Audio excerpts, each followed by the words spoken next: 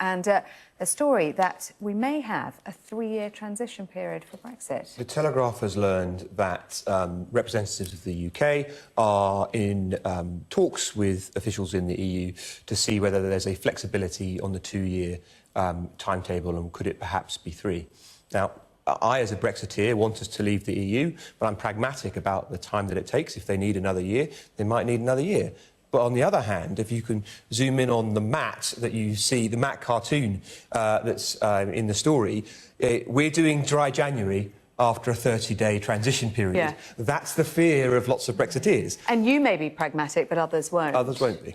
Yeah, and I think this comes off of this discussion today with Philip Hammond saying about very modest changes, and then, of course, Jacob Rees-Mogg coming back and others coming back and saying, you know, and asking these questions about, is this an implementation period or is it a transition period? And it sounds like semantics, but there are a lot of fears around, is this a transition into something that still looks and feels a lot like being in the EU? As Philip Hammond suggested, but then had his knuckles rapped for. Sure. Right? And then on the other side, people that really want that clean break. That notion of it being almost like being a member is caricatured today by Jacob Rees-Mogg as being Brino, Brexit in name only, which he's got a gift for a catchy phrase.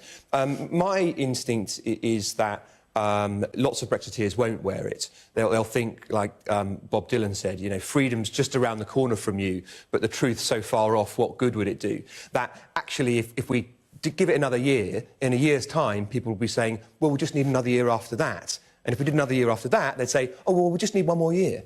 How's this going to go down around the Cabinet table on Monday, then? Well, I mean, look, there's obviously what has been spoken about a lot today, these tensions and that are happening between the Brexiteers and those that are more pragmatic about how long it will take and how much we need to keep that frictionless border open. I mean, the big thing, of course, is actually how much I think the public were misled to how long this would take and how complicated it really is. So, you know, we've forgotten about these 4 freedoms. Of course, if we're going to have open trade, then we have to think about immigration, we have to think about the Northern Ireland border, and these things are incredibly complicated and will take time. And it does as make we heard it in the paper stat, The Guardian's done this survey about potential for a second referendum. I think people weren't thinking about these things. I always worry when people say people didn't realise how complex it was, or it wasn't conveyed to them how complex it was. It's the other way around of saying people aren't clever enough to understand the decision we're asking them to take. And why bother letting them vote then? I mean, in the end, it was a yes-no decision, wasn't it? Correct. And the yes was, we're going to leave the EU, and that's now what we must do. I mean, if you don't think that, why do you think people should be able to choose who our politicians are and choose who our government is? That's a very complex question over an array of things. The point I'm making, though, Alex, the point I'm making is that from what people spoke about during the referendum campaign, there were those that were saying, of course, the big £350 million lie, but there's that, but there's also the point that the NHS... We haven't left... So how do you know...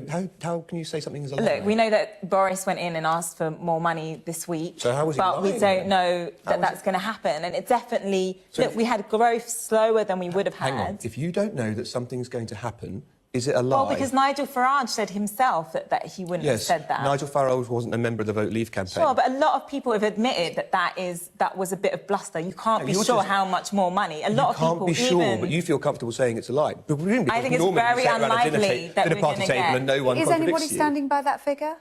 Yes, Boris is saying we could spend more. So many people are saying we could spend more. And why I mean, look... We're going to get a Brexit dividend. It's going to have more money that we would otherwise send to the EU. It's going to be up to us how we spend it. The outrageous thing is to say that something that a campaign said, which doesn't form government, and we haven't left the EU yet, is a lie. But people on the left are used to saying it because no one contradicts them. Look, this is the thing. People were misinformed. And I'm not saying this is about not leaving or leaving. What I'm saying is people thought this would be easy. I know with my father-in-law, when we've had discussions, he voted Brexit and he was like, oh, there's still immigrants coming. And, you know, and people felt like 2 weeks later it was going to be very different, or at least very different very quickly. And the truth is, it is far more complicated than that. We Yes, haven't left, and it's we haven't looking, left. according to the Telegraph, that it's even further But away. people said, and they were very clear, that we can stay in the single market and we can stop immigration and we can do this. And that was a wish list. And I do think there's something very important about being, working this out. And that's why people are upset about... I want us to work it out. That's why I said I'm pragmatic about how long it takes. And indeed, it may be that if we rushed things and got a fudged deal, we would have a worse Brexit that left more aspects of our governance under EU regulation than it would do if we iron this out properly with a longer transition period. So a longer transition may lead to a better Brexit. I'm not contrary to that, nor do I suggest that it isn't complex. I just think it's... You weren't doing this necessarily, but it's patronising to say to people, this is too complex for you to get. In the end, if that's what you think, don't live in a democracy.